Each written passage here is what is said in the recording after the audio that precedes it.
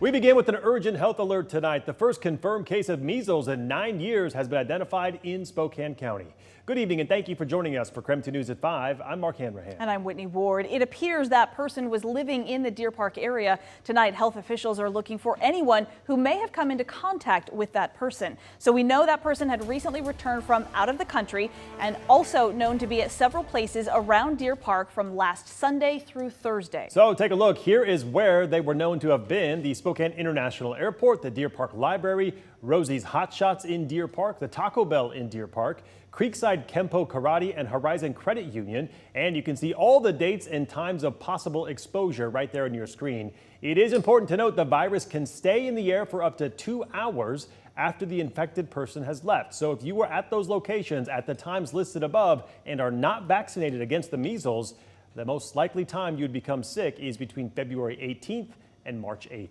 So here are some of the symptoms that you would want to watch out for: high fever, cough, runny nose, red eyes, and a rash. If you believe that you may have been exposed and have those symptoms, you should contact your doctor right away. The Spokane Regional Health District says with this outbreak, they do expect to see additional cases reported. And the Spokane Regional Health District says the risk to the general public is low, especially if you are vaccinated. In an effort to bring you more to every story, KREM 2's Shannon Mowdy is diving into vaccination rates and who is most at risk. Shannon? Well, the U.S. declared measles eliminated in the year 2000, but over recent years, we have seen more cases crop up across the country, including here in Washington. Health experts say that's because of lower immunization rates. Spokane Regional Health District confirms this is the first measles case in Spokane County since 2015, when 2 people from the same home were infected. I think we're hopeful for something similar. Mark Springer with SRHD says the risk to most people is low, especially those who are vaccinated, though immunization rates, specifically among young children, has trended down statewide. It is always a concern in a setting with high community immunity or herd immunity, that's above 90% or above 95%. Transmission, tends to peter out a little bit. Washington Department of Health data shows among kindergartners, immunization rates have declined after 2020's 5-year high. Last school year, only around 87% of kindergartners had completed all required vaccinations, which includes the MMR shot. There are very few allowed exemptions for the measles vaccine. Dr. Sarah DeHolst says that's due to state law enacted in 2019. It bars families from claiming personal or philosophical exemptions for the MMR vaccine. That was also the year the state saw its largest measles outbreak in nearly 3 decades, with 90 cases. Washington Department of Health graphs show a huge drop in personal exemptions from 2019 to the next school year, but a huge jump in religious exemptions in the same period. Although our overall kindergarten vaccination rates might be a little bit low, our MMR tends to stay pretty hot. In Spokane County, just under 83% of kindergartners have completed all vaccinations. Specifically looking at measles, 91% of kindergartners statewide have gotten the shot, but that number hovers around 87% in Spokane County. Now, if you are unvaccinated and think you've been exposed to measles, Dr. DeHolst says you can still get an MMR shot within a couple days of exposure, which can help prevent infection. For those who aren't eligible for the shot, there is the possibility to get an immune globulin within 6 days. Shannon Mowdy, KREM 2 News. All right, Shannon, thank you.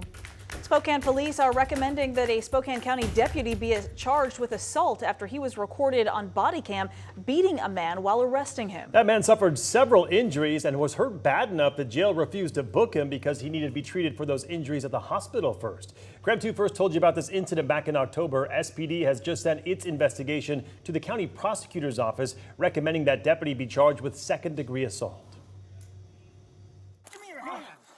Okay,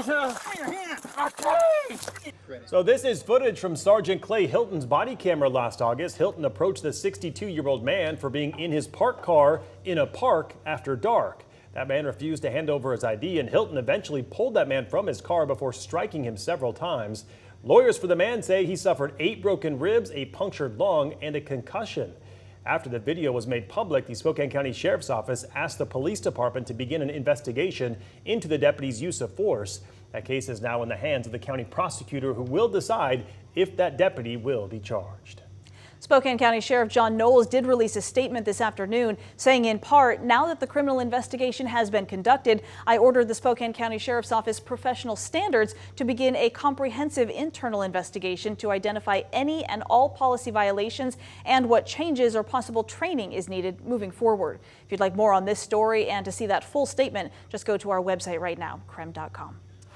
And just into our newsroom, Seattle police are searching for a murder suspect who has ties to Spokane. That murder happened back in May when the suspect shot and killed a man with a high-powered air rifle. So take a look at your screen. Seattle police looking for this man, 46-year-old Miguel Mejia. He is accused of murdering a man in downtown Seattle in an apartment building. Mejia is 5'6", about 145 pounds, and brown eyes.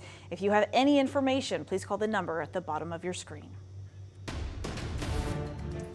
New today, Spokane City Council member Jonathan Bingle announcing that he is running for the U.S. House of Representatives. He made that announcement this morning, calling for an American revival. He's running for Kathy McMorris-Rogers' House seat in this next election. Rogers announced earlier this month that she will not be seeking re-election.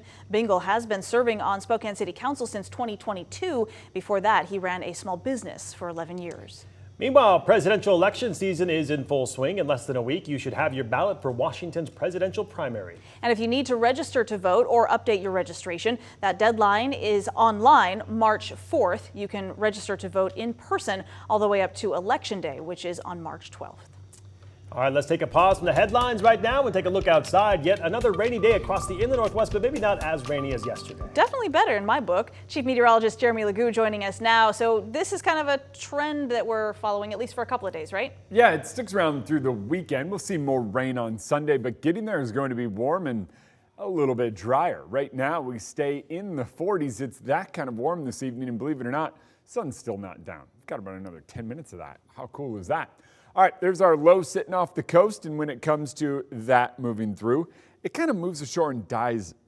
What that means for us is that so does the moisture. We'll watch our showers kind of dissipate this evening, see a couple more breaks in the clouds, but low atmospheric moisture, breaks in the clouds, cooling overnight. We wake up to fog tomorrow. It's likely another round of patchy fog as we start the day. Some places more dense than others, but watch what happens. By tomorrow afternoon, we're going to clear out a lot of that fog and see a little more sunshine across the region. Then as we move from Thursday into Friday, we'll wind up getting a little more fog, and then it clears out in the afternoon. You see where I'm going with this? Yeah. On Saturday, it's a mix of clouds and sun as our next storm system moves in. But really, as soon as we burn off the fog on Thursday and Friday, we should be in the sunshine. But look at those temps.